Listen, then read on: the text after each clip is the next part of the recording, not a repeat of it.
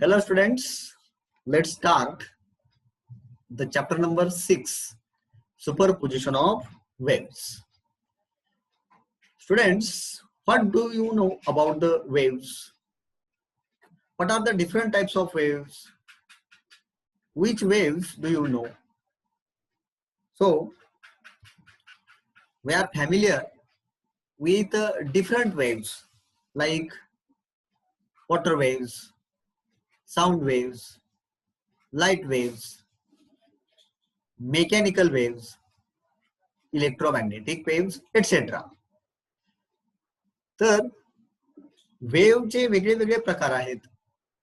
Water waves, sound waves, light waves ह्या वेगवेगळ्या प्रकारच्या वेव्स आपण पाहिलेल्या आहेत.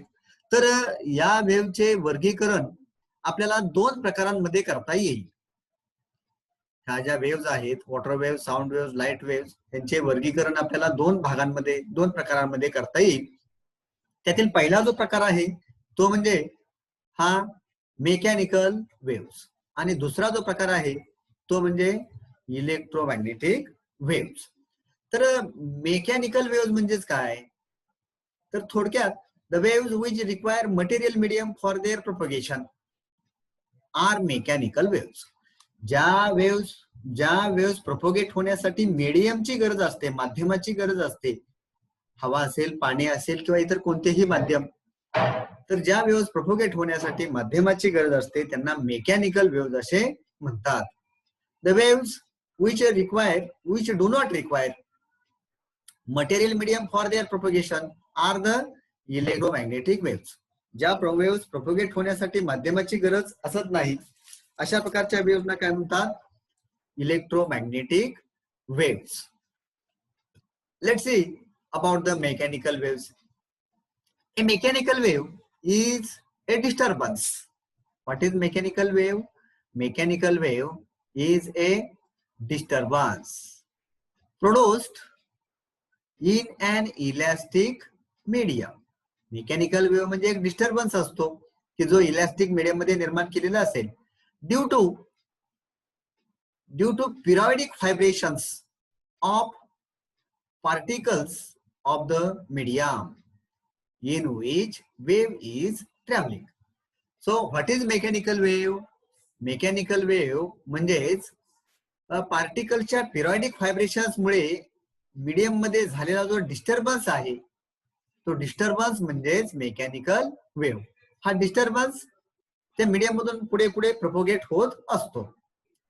तर in this process energy and momentum are transferred from one particle to another particle. तर ह्या मेकॅनिकल वेव्स मध्ये डिस्टर्बन्स निर्माण झाला की त्या डिस्टर्बन्सच्या माध्यमातून एनर्जी आणि मोमेंटम हे एका पार्टिकल पासून दुसऱ्या पार्टिकल पर्यंत ट्रान्सफर केले जातात. Wave transfers energy but there is no transfer of matter or particles. जेव्हा अशा प्रकारची वेव्ह मीडियम मधून प्रोपोगेट होते तेव्हा मीडियमचे पार्टिकल एका ठिकाणाहून दुसऱ्या ठिकाणी जात नाहीत, मात्र काय होते, एनर्जी ही एका ठिकाणाहून दुसऱ्या ठिकाणी ट्रान्सफर केली जाते. Then electromagnetic waves. These electromagnetic waves do not require material medium for their propagation. Electromagnetic waves ना प्रोपोगेट होण्यासाठी कोणत्याही मीडियमची गरज नसते आणि त्यामुळे these electromagnetic waves are called as the non-mechanical waves. ह्या इलेक्ट्रोमॅग्नेटिक वेव्स ह्या नॉन मेकॅनिकल वेव्स असतात. का नॉन मेकॅनिकल वेव्स म्हणायचे त्यांना? Because they do not require material medium for the propagation.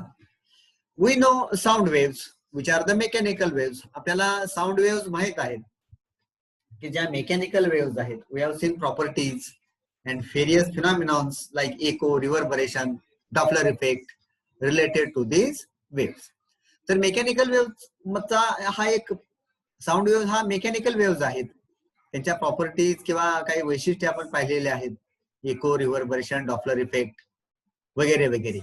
मग या चॅप्टर मध्ये आपण अशाच प्रकारच्या मेकॅनिकल वेव्स पाहणार आहोत. In this chapter we will study mechanical waves, reflection of these waves, Then principle of superposition of waves, various phenomenon like formation of stationary waves, beats and their applications etc. तर या chapter मध्ये आपण mechanical वेव्हच पाहणार आहोत, त्याचे reflection कसे होते, नंतर principle of superposition of waves काय आहे, नंतर ह्या वेव्हशी रिलेटेड आणि काही वैशिष्ट्ये आहेत, स्टेशनरी वेव्स, बीट्स आणि त्यांची ऍप्लिकेशन आपल्याला या चॅप्टर मध्ये पाहायची आहे. Let's see about the progressive waves or travelling wave. First point, progressive wave or travelling wave. Here we know that we are familiar about the ripples formed on the surface of the water. Suppose this is a water surface and particles, all these particles of the water, molecules of the water are at rest. इथे सुरुवातीला हे पाणी शांत आहे, समजा ते जे particles आहेत सगळे पाण्याचे किंवा मॉलिक्युल्स म्हणा, हे सगळे ऍट रेस्ट आहेत, स्थिर आहे, शांत असलेले पाणी आहे. Suppose we have dropped a stone on this water. ह्या वॉटर सरफेस वरती आपण अशा प्रकारे एक स्टोन ड्रॉप केला. What will happen? Few particles which comes in contact, few particles which come in contact with the stone will receive the energy first and they will begin to perform the up and down vibrations. अशा पाण्याच्या पृष्ठभागावरती जर आपण असा एक दगड टाकला तर सुरुवातीला त्या दगडाच्या संपर्कामध्ये काही पार्टिकल्स येतील, त्यांना एनर्जी प्राप्त होईल आणि ते particles up and down motion perform करतील, ऑसिलेटरी मोशन किंवा व्हायब्रेटरी मोशन परफॉर्म करतील. Here, due to these motions, we know that there are attraction between the water molecules. There are attraction between these particles, and therefore, what will happen? Here, energy received to these molecules will be given to the neighboring molecules, which are in contact with these molecules. तर काही molecules ना, काही particles ना पहिल्यांदा energy मिळेल, त्यामुळे ते vibrate व्हायला लागतील. नंतर काय होईल? त्या पार्टिकलच्या संपर्कामध्ये असणारे, त्यांना कनेक्टेड असणारे, त्यांच्याशी अट्रॅक्शन असणारे जे जवळचे पार्टिकल्स आहेत, त्यांच्या जवळचे पार्टिकल्स आहेत, त्या जवळच्या पार्टिकल्सना एनर्जी ट्रान्सफर केली जाईल. And due to this energy this neighbouring particles will also begin to vibrate.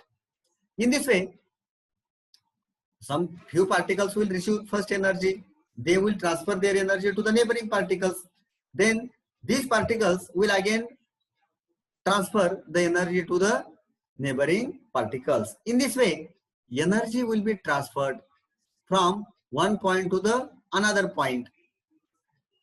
Here when every particle receives the energy, it begins to perform the vibrational motion. Thus disturbance produced at one point is reached to the other point which is at rest. तर या ठिकाणी आपण disturbance एका ठिकाणी create केलेला होता. हा disturbance म्हणजेच एक वेव्ह पल्स असते आणि ते थोड्या वेळासाठी आपण दगड एकदाच टाकलेला आहे काय. अशा प्रकारे जी आपण वेव्ह पल्स क्रिएट केलेली आहे ती फॉर ए शॉर्ट व्हाईल, थोड्या वेळासाठी क्रिएट केली आणि त्या ठिकाणी निर्माण झालेला डिस्टर्बन्स आहे, त्या डिस्टर्बन्समुळे पार्टिकल्स व्हायब्रेट झाले. ती व्हायब्रेशन्स शेवटच्या पार्टिकल पर्यंत जाऊन पोहोचली. तर हा डिस्टर्बन्स एका पॉइंट पासून, एका पार्टिकल पासून दुसऱ्या पार्टिकल पर्यंत ज्या माध्यमातून जातो त्यालाच आपण वेव्ह असे म्हणतो. तर वेव्ह म्हणजेच काय? हा थोड्या वेळासाठी निर्माण केलेला जो डिस्टर्बन्स आहे, तो डिस्टर्बन्स मीडियम मधून प्रोपोगेट होणे, त्यालाच आपण काय म्हणणार? वेव्ह असे म्हणणार आहोत. आता इथे प्रोग्रेसिव्ह वेव्ह म्हणजेच काय? What is progressive wave?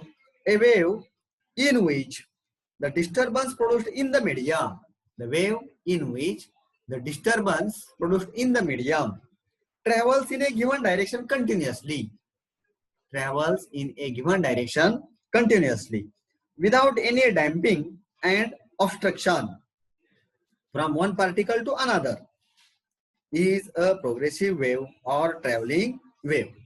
तर इथे एका ठिकाणी निर्माण झालेला डिस्टर्बन्स हा कंटिन्युअसली कोणत्याही अडथळ्याशिवाय किंवा कोणताही कमीपणा न येता हा जर असा पुढे पुढे जात असेल एका पार्टिकल पासून दुसऱ्या पार्टिकल पर्यंत, तर अशा प्रकारची जी वेव्ह आहे, अशा प्रकारचा जो डिस्टर्बन्स आहे, त्या डिस्टर्बन्सलाच आपण प्रोग्रेसिव्ह वेव्ह किंवा अशा प्रकारच्या वेव्हलाच आपण प्रोग्रेसिव्ह वेव्ह किंवा ट्रॅव्हलिंग वेव्ह असे म्हणणार आहोत. काय प्रोग्रेसिव्ह वेव्ह किंवा ट्रॅव्हलिंग वेव्ह म्हणजेच काय?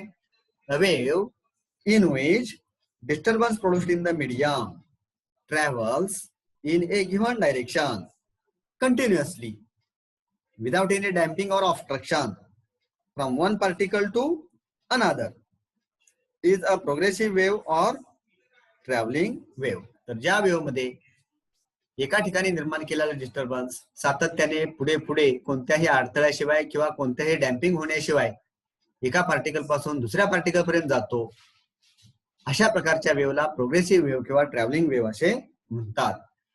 Here, when disturbance travels from one point to another point, one particle to another particle, particles of the medium vibrate about their mean position, about their position of rest, and they are not bodily carried with the wave. तर जेव्हा wave propagate होत असते तेव्हा मीडियमचे particle हे जागच्या जागी vibrate होत असतात आणि ते त्या डिस्टर्बन्स बरोबर पुढे पुढे जाणार नाहीत. पार्टिकल हे त्यांचे ज्या मीन पोझिशन असेल किंवा रेस्ट पोझिशन आहे त्या रेस्ट पोझिशन भोवतीच व्हायब्रेट होत असतात, ते स्वतःची जागा सोडत नाहीत.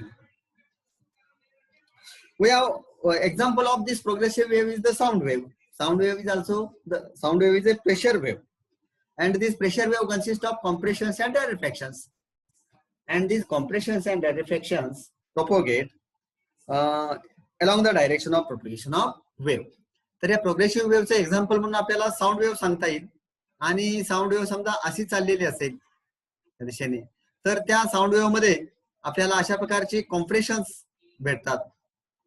त्यानंतर अशा प्रकारची त्याच्यामध्ये रॅरेफॅक्शन्स असतात. आणि ही कॉम्प्रेशन्स आणि रॅरेफॅक्शन वेव्ह ज्या दिशेने चाललेली आहे त्या दिशेने प्रोपगेट होत असतात. कॉम्प्रेशन्स आणि याच्यामध्ये कॉम्प्रेशन्स आणि रॅरेफॅक्शन्स असतात. So this is about the progressive wave or travelling wave. Thank you.